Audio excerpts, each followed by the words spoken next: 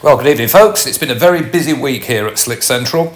And if you watch my previous videos, you'll have heard me raving on about this Lex Moto, which is now up, running, and MOT'd, and it's gone to a happy new owner. I put it on Facebook. Got a few, the usual messages where somebody just sends a figure without any form of hello.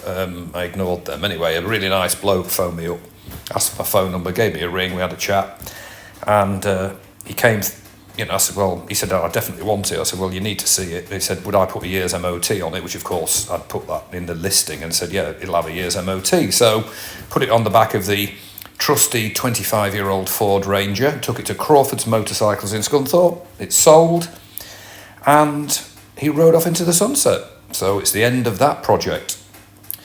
So I then started looking at the Diversion 600, subject to previous videos, and thought the tyres on it are old. They've got tread on them, but they're old. And it's, basically it's not worth risking your life, is it, or injury for the sake of two tyres. And I thought, I'm going to replace the tyres. So I ordered these on eBay, and they duly arrived.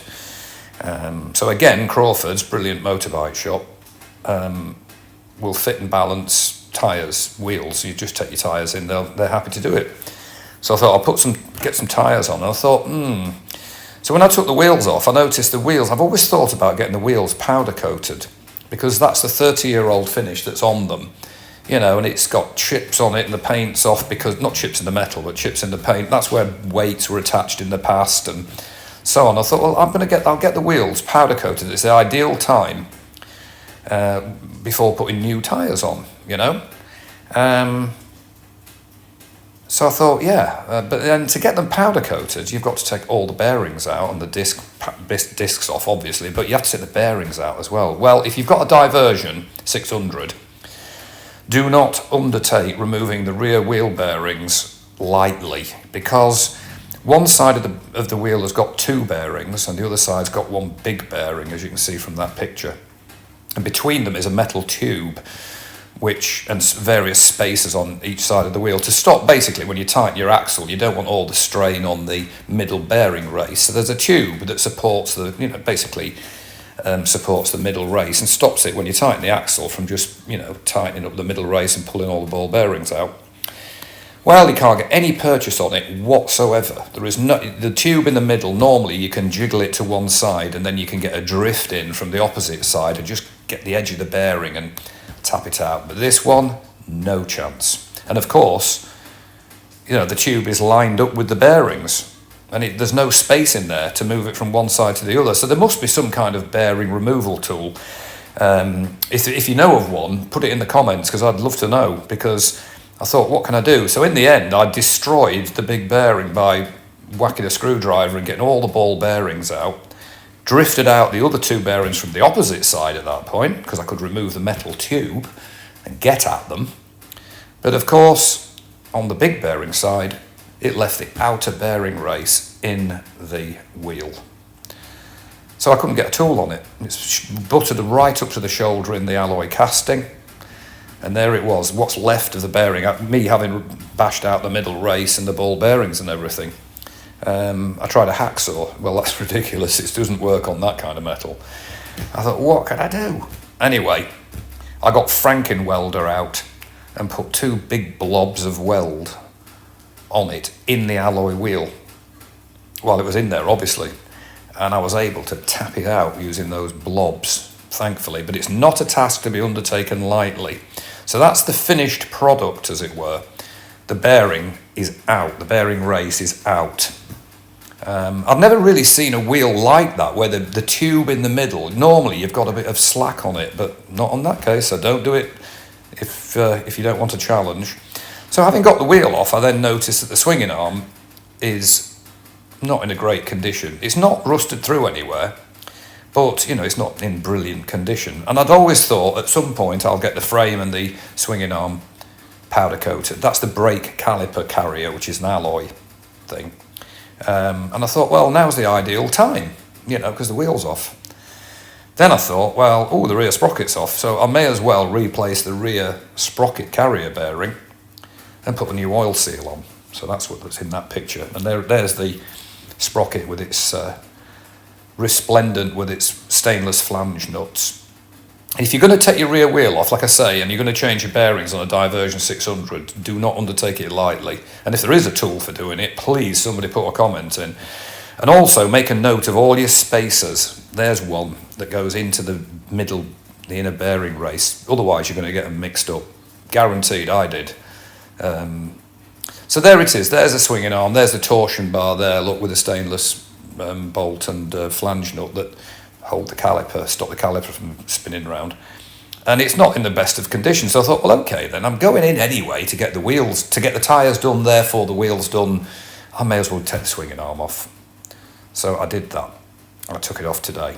Well, having got the swinging arm off, of course, for it to be sandblasted and powder coated, you can't have bearings in it.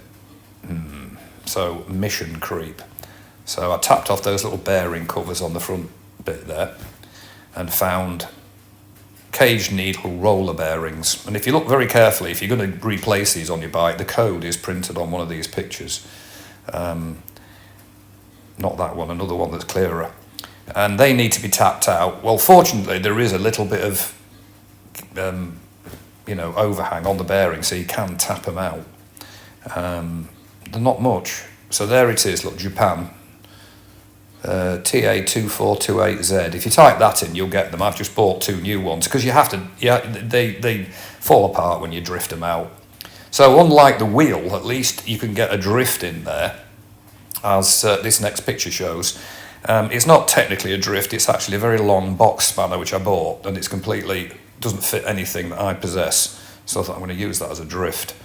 So you can line it up on the shoulder of the bearing, and they will tap out, which the wheel didn't. I don't know how on earth, what the official way of removing those wheel bearings is, but anyway, at least I used my welder and sorted it. So on the swinging arm, out pop the bearings.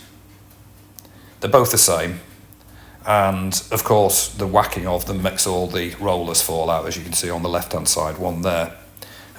It's just, you have to trash them to get them out. But you can't powder coat anything with bearings because they've got grease in, and the minute goes in an oven at 180 degrees C, it all melts out. So I thought, well, since I'm going to the powder coaters with the wheels and the swinging arm and the torsion bar and the sprocket carrier, I may as well do the side stand.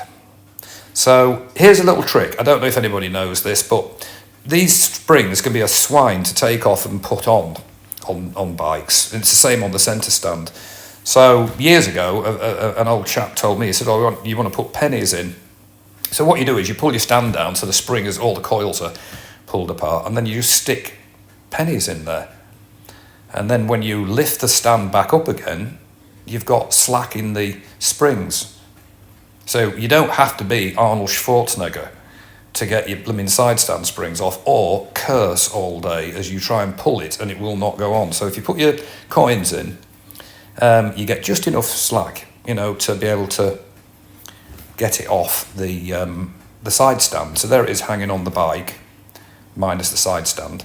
Now if you look at that bolt, that's the side stand bolt. It's as dry as the Sahara Desert. Hasn't been greased forever, I would think, looking at that, and based on the other attributes of this bike.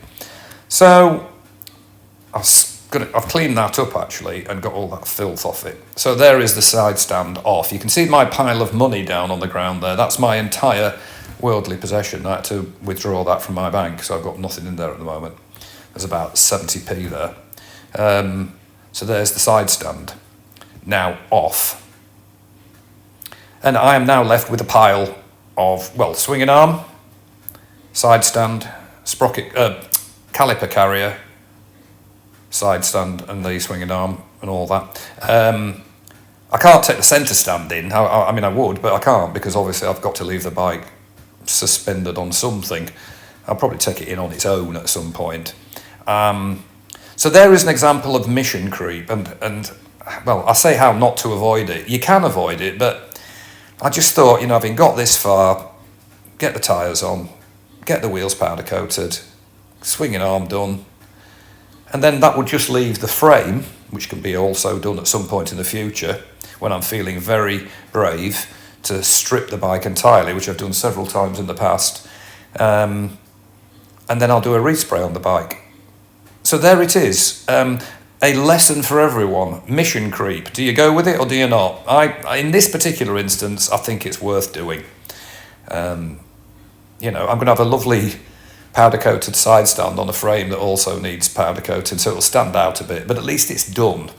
Same with the swinging arm and that torsion bar and that. And then, as I say, I think if in the depths of winter I might strip the whole bike, get the engine out, do the whole lot. Of course, that'll mean new steering head bearings. As I say, I've done it in the past. I tend to get a marker pen, indelible marker pen, and loads of clear polythene bags, big ones, and I put all the bits in and write on them what they are and just put them in a crate.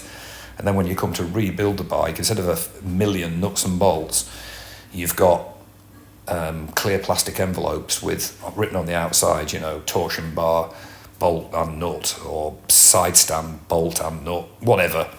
And it just makes it easier. So that's probably the long-term, mid-term plan will be to get the rest of the bike frame powder coated, and then I'll probably respray it.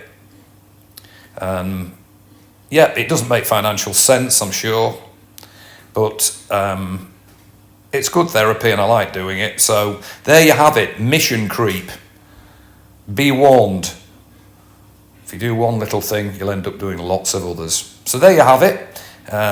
I'll post again soon. I've got some videos to put on of people who've relocated their rectifiers and very kindly sent me photos, and I'll do little videos about that and a few other tweaks on the Diversion cosmetic stuff. So in the meantime, take care and I will post again soon. Bye for now.